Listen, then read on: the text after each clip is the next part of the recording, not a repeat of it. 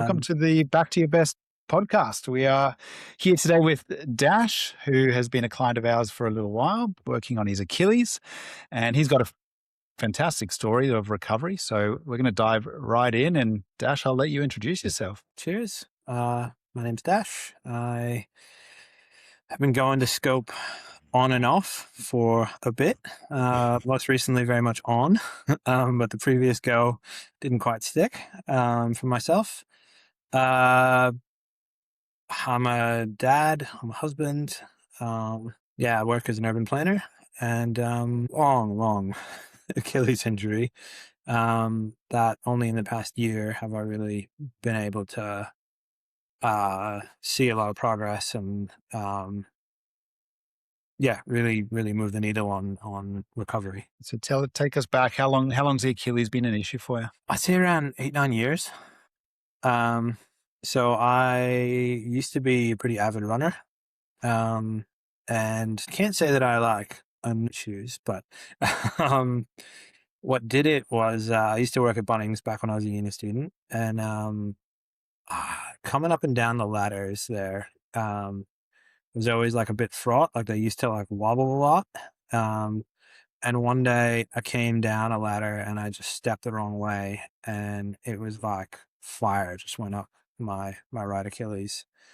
So that started like a really long recovery process. I was getting seen by like a potential surgeon, and then they were sort of going slow because it was a new injury. They didn't want to spend too much time and effort onto it. And I guess like that process took probably 2 years, 3 years, to work its way through WorkCover. Eventually I left Bunnings, and reached a settlement, with them for the injury because it just was not going away.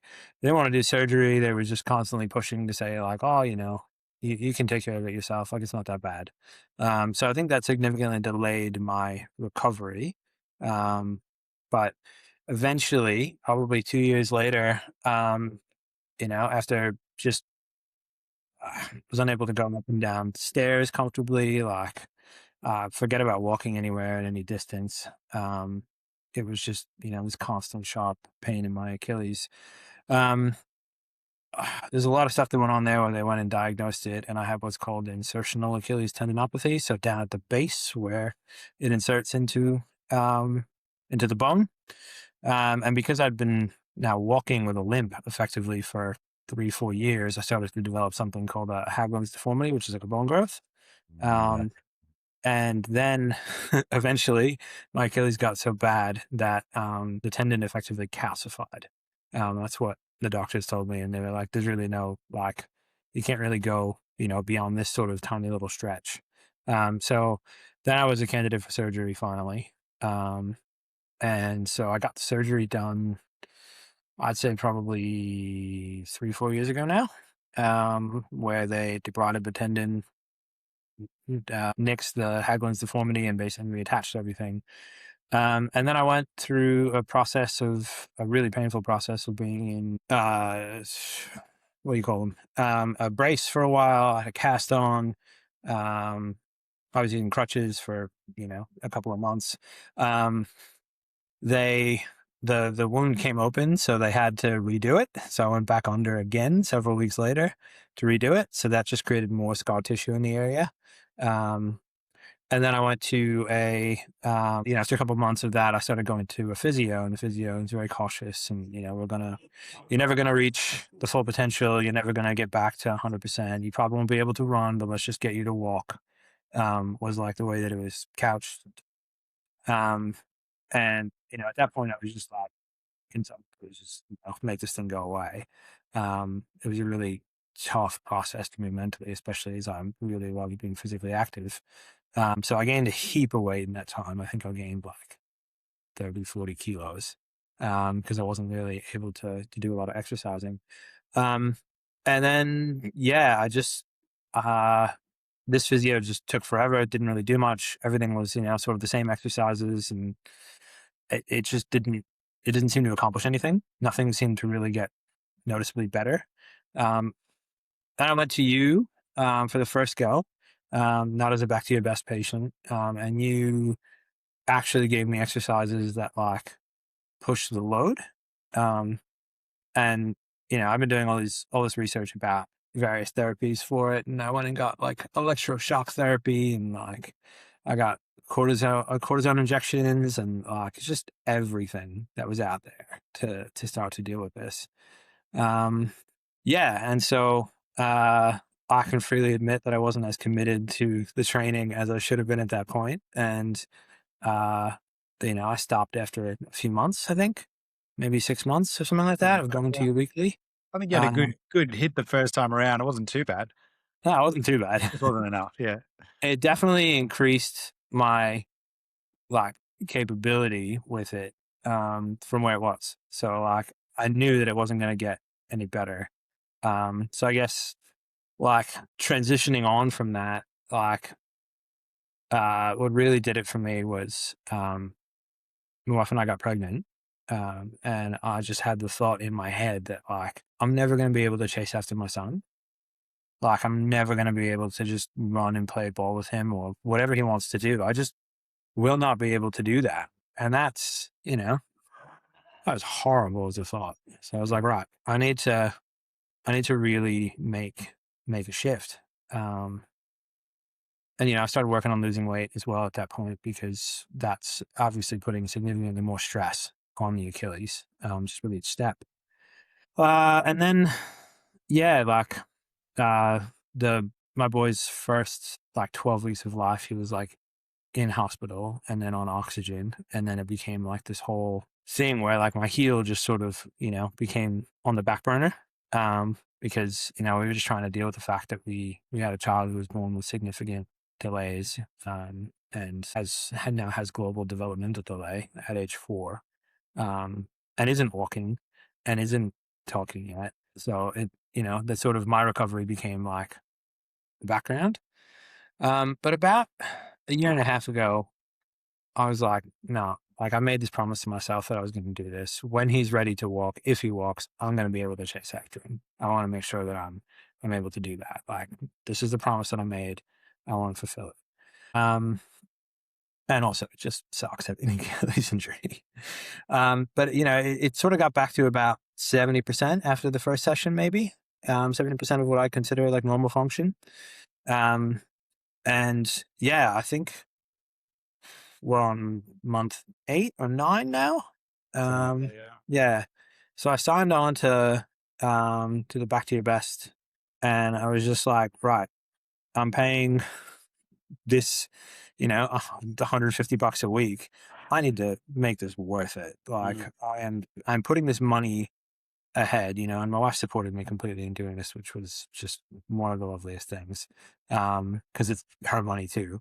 Um, I'm going to go and do this. It's going to be time that I have to spend away from my family. I've got to work it out around, all the other commitments that I have in my life, all of that. But I'm going to make it happen.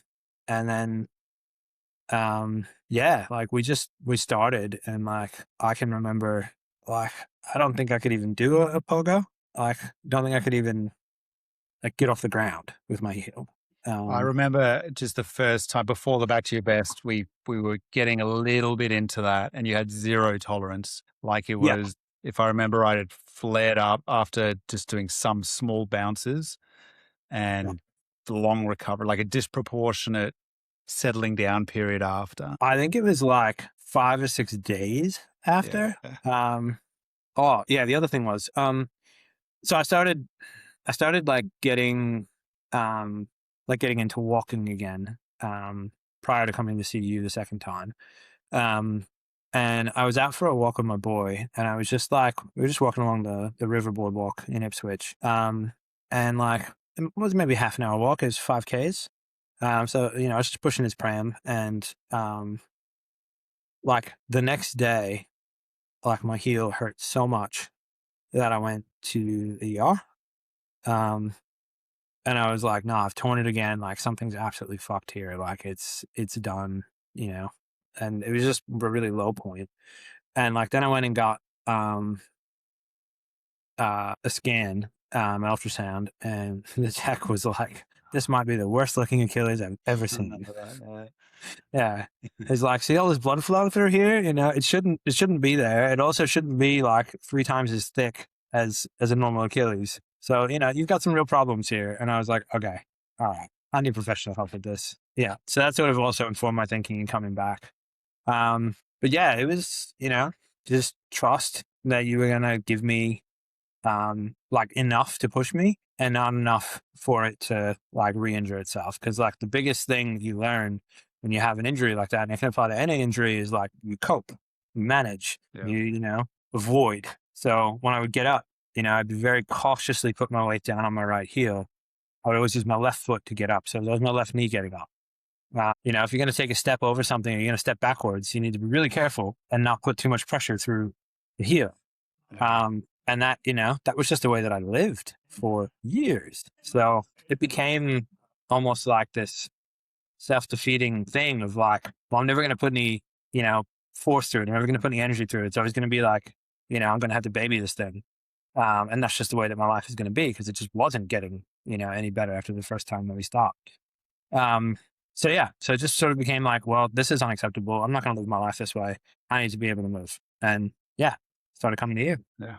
And now we're doing single leg hopping and pogos and agility Yep. work and Yesterday, running. and I What happened cursed to you while I did this, mind you, like 100% I did. Like it still yeah, sucked, but it yeah, sucked in a really good way, because I yeah. was doing single leg box jumps, you know, and it wasn't exactly high, No. but it was like, you know, a 6-inch box off the ground. But like the fact that I was sitting there and just comfortably bouncing back and forth, you know, just able to do this, still going like, what the fuck is this? Why is Dan making me do this? You know, which I've done pretty much all the way through the program. It hasn't been exactly like, Yeah. oh, I love this so much. It's We drill it into our clients. Don't ask questions, just do what yeah, we give you. just do it. But that's Uh, like, that I think is like the fundamental like shift for me, is like, I'm just going to trust the process. I'm going to trust yes. that I'm getting, you know, 10% load now, 20% load in 2 weeks, 30% load in, you know, 3 or 4, whatever it is. And if shit goes sideways, and it has before, where it's, you know, it's flared up and we've backed off a bit, and then it's been okay. And then it just progressed a little bit more slowly. But the genius of the program is that it's not like you will do these exercises, and if you don't hit these milestones in this particular time period, you're a failure. Or, you know, if you progress faster on one thing, but you know, it's not so great on another, we won't do the thing that you're not good on. No, the thing you're not good on is the thing we're going to focus on now. Yeah, that's right. You know, it's pushing, so that like, you know, that first stage of it that you described, where it's like strength, and you just need to build the strength up. Like that had not happened with other physios. They'd made me do calf raises and shit, but it wasn't the intense calf raises that I do, you know, day in, day out now as part of it. And by the way, this program will give you great calves. Just remember That's right. that. Can As I a ask a side question bonus, for you? With you will not skip leg day. there's there's a interesting thing you said before about trust, because I think a lot of times people with chronic issues, people who've been through what you've been through, and it's really debilitating lifestyle wise. You've spoken to numerous doctors, and they've, you know, never good news about it. It's very easy, I'd imagine. I know with my back pain, it was easy to do this, to just to lose trust and maybe hope that it, yeah, or to lose hope that it can get better, and to lose trust in people who believe it can get better. Mm-hmm. So I think there must be something deep down in yourself that always kind of kept a bit of hope that the body's still adaptable, that it can still improve, that it can still get better. Is that something you've always kind of held within? Like, obviously, it would have been very easy for you just to say, well, this is what it is. Uh, why did you decide that, hey, I need to get on top of this? Yeah, I think there's definitely a part of just like who I am.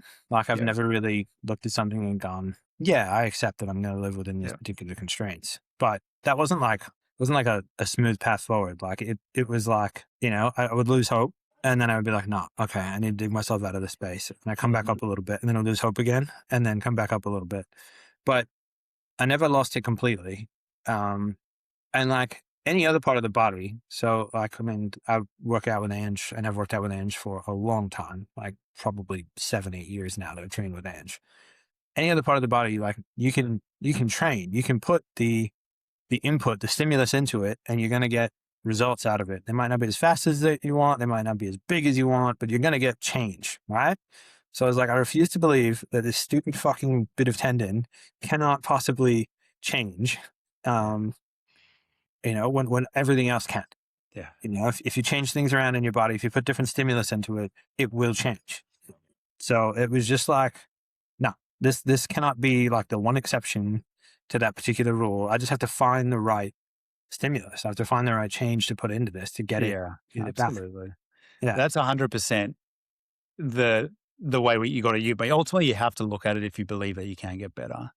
Is that yes, it's just like any other tissue in your body. Certainly, it needs a lot more nuance to how to load it and program it, and there's got to be a lot more patience to it. And it's a tissue that's got a lot internally wrong with it, but it will still be adaptable with the right stimulus. Yeah. It's I just always find that such an interesting thing that some people will find that they just go, well, it is what it is. There's no way that it could possibly adapt or get better. And I genuinely think that a lot of people have that mindset with definitely with Achilles stuff because it can be a Yeah. lot of negative messaging around it. And that often stops their progress in the rehab as well because they kind of go, well, what's the point? Like, why would I load this thing if it's not really adaptable? Yeah. Why am I going to do the work if there's going to be no results? Absolutely. Yeah. So And I think the other thing, sorry, go sorry, ahead. after you. The other thing you have to get used to is there's going to be a little bit of pain. Like it's going to hurt to some degree often. You learn to tell the difference between what is like sharp, really aggravated pain when you're like, you've gone too far and you've irritated it and the function of it is now affected for a little while it repairs itself versus like, it's annoyed and, it's annoyed to an okay degree. You just have to learn that through experience. Like right now it's annoyed. I can feel it because, I did single leg fucking box jumps on Sunday, but it's not like incredibly annoyed. It's not pissed off where it's going to stop functioning. Like when I go and do my workout tomorrow, I'm going to be able to do it and work through it and I'll have a little bit of soreness and, that will just be what happens because it's annoying and it doesn't, ever come back to zero. Like the pain in my heel is never 100% zero, but it's so far gone from sharp. You can't do anything with this. You can't put any weight on it. You have to like gently baby every step, now I can walk normally. I can jog, and yes, I will have a little flare up when I do that after a little while, but that's a little flare up and that pain isn't telling me that anything's really wrong. It's just telling me that I've put stimulus into the heel and, I've put possibly the right amount of stimulus because I haven't reached whatever my particular limit is on that day. And that's constantly changing because, that's the whole thing is like, right. That graph that you have in the office where you show like, a certain amount of pain is okay. Up in here and you're going to experience that. Like I was like, oh, okay. Now I know what to expect. Like I'm going to feel something and that's okay. Pain doesn't mean something's wrong as long as it's not like sharp, bad pain and lasts for days. Yeah. That was actually going to be my next question is about the relationship with pain over time because it's so important as well is that if we're too fearful of any pain, if we feel like every bit of pain that we feel is damaging, then you're not going to do anything with it.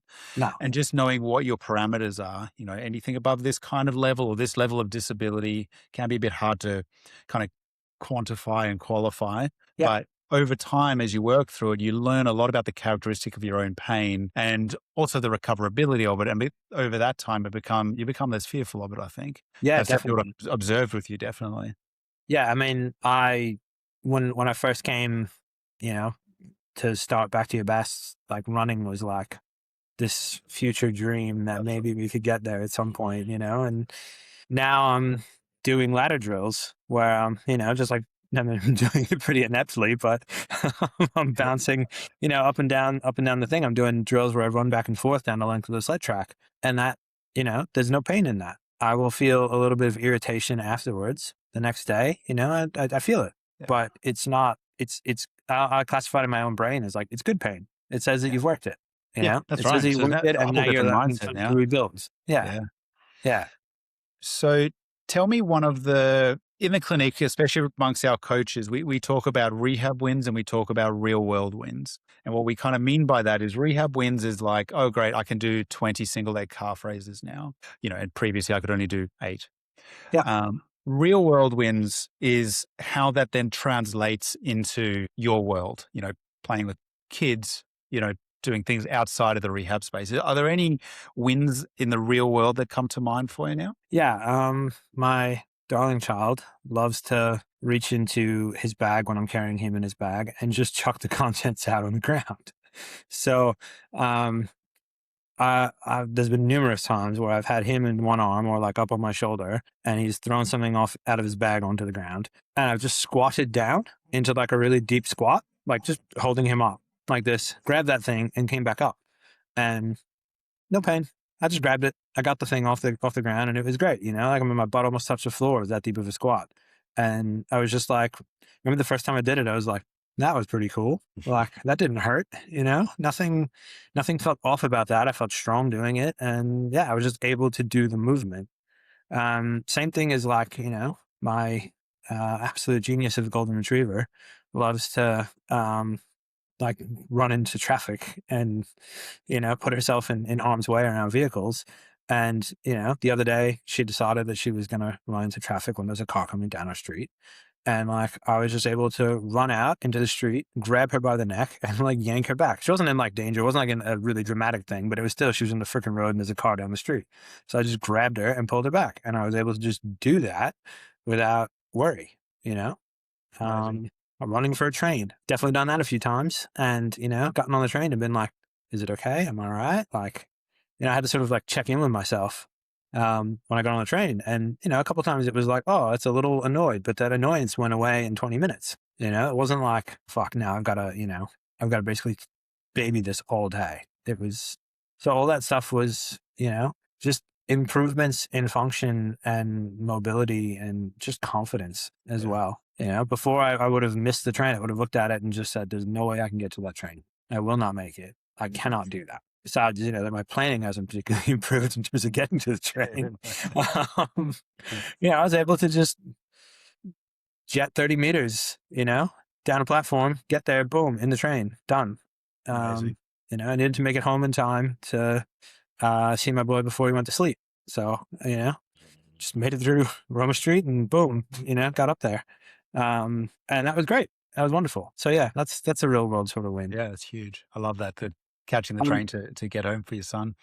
yeah, getting back to one other thing I want to go back to with trust is you guys, you and all of the trainers are really focused on form, and like you don't let people cheat in the movements. When people are, it's not even like a punitive thing.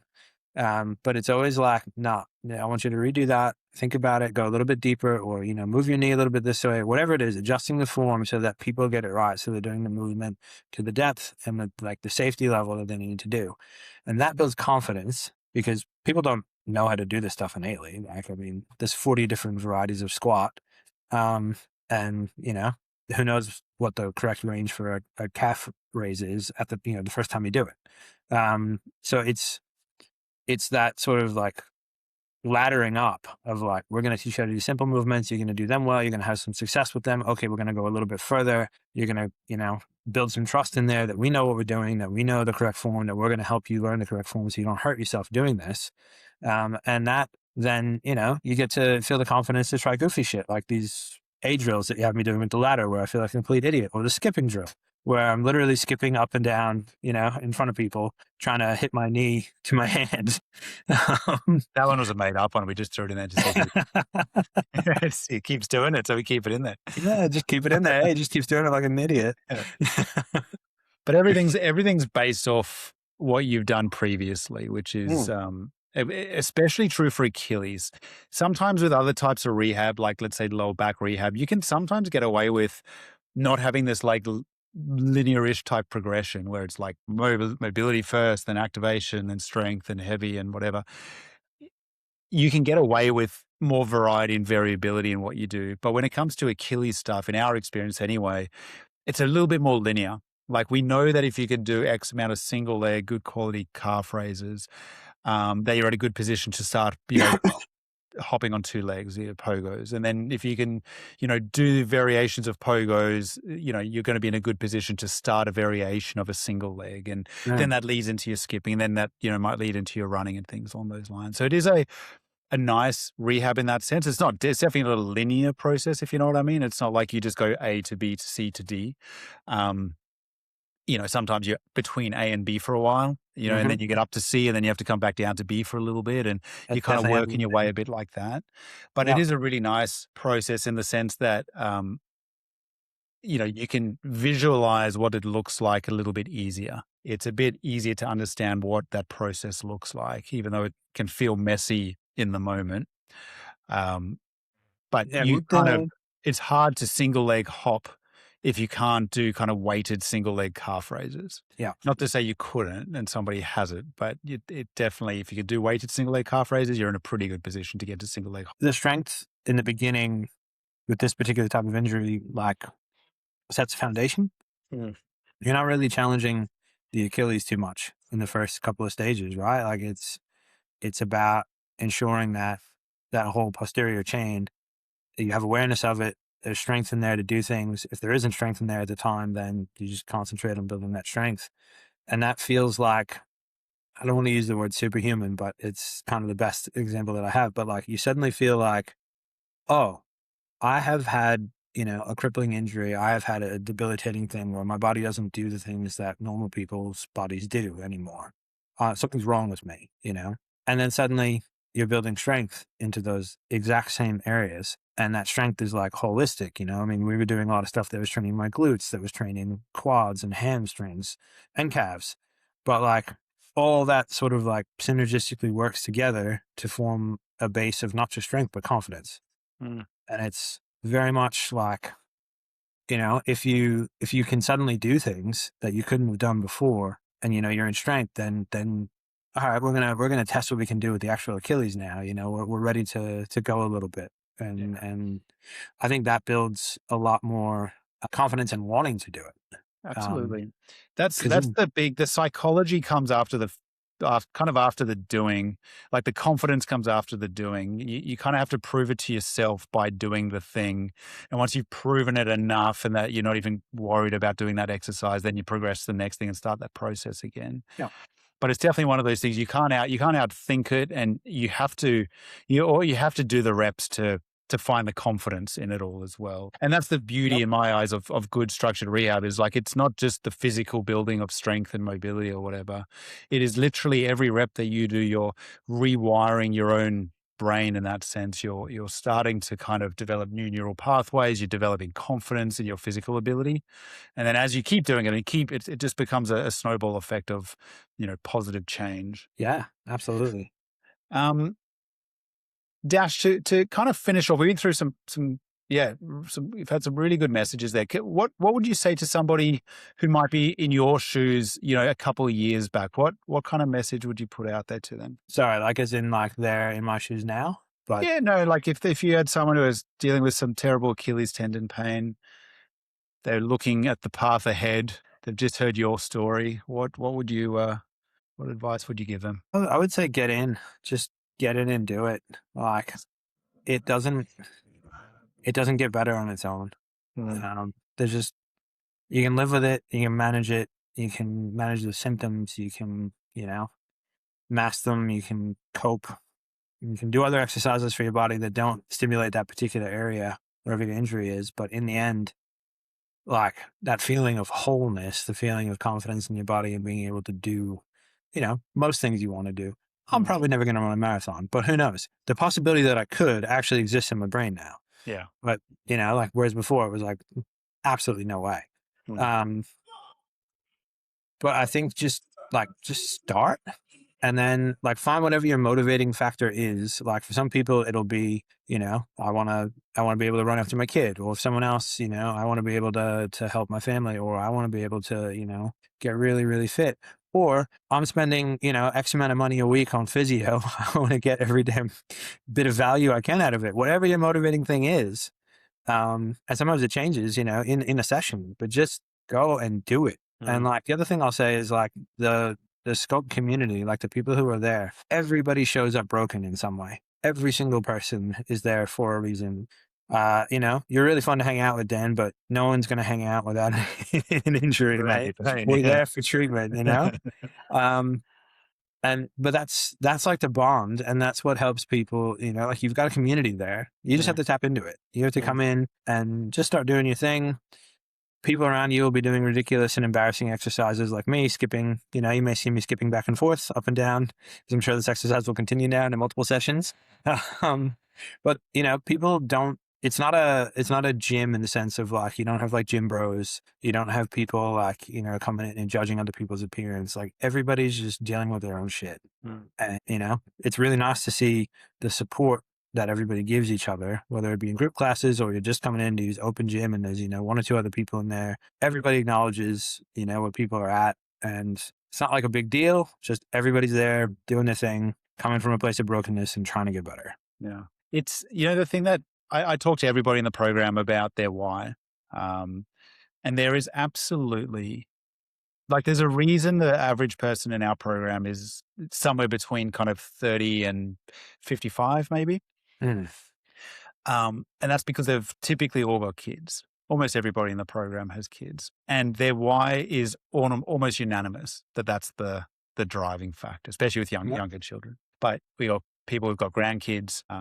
It's always knowing that why and visualizing what your current future trajectory is and what you'd like that future trajectory to look like is such a valuable tool. The very first thing you kind of said in the podcast is, you wanted to be able to play with your son and run around and do all that kind of stuff. And that, without a doubt, is always the biggest, we observe the biggest motivation beyond performance, beyond anything else. People often find, external motivation being more effective than internal motivation. Yeah. I mean, most people who are like super internally motivated are high performing athletes, who are achieving things, well out there. But for a lot of people, it's external. You have to find a reason to improve yourself. Yeah. And you have to really think about what that reason is. It can't, that's why I like to have those conversations early on in the program with people. It's kind of, what is your reason? Have you actually articulated what that is? Because when you really articulate it, it helps you through those down periods.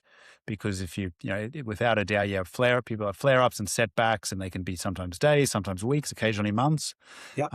But if you understand what that why is and why you're rocking up, even though things are, not tracking the way you were hoping, it keeps you in the game. It keeps you from dropping the ball. Yeah, it does. Your variation is here instead of down on the floor. That's right. Yeah. Perfect, Ash. Well, mate, thanks very much for your time. I appreciate it. You. And we'll see you doing those A skips in no time. Do them on Wednesday. Thanks for listening to the Back to Your Best Rehab podcast. If you enjoyed today's episode, please make sure to subscribe and leave us a 5-star rating. It really helps us reach more people who need support on their rehab journey. And if you want to learn more about the Back to Your Best Rehab program, head to www.backtoyourbestrehab.com.au. That is www.back2yourbestrehab.com.au for more info. We'll catch you on the next episode.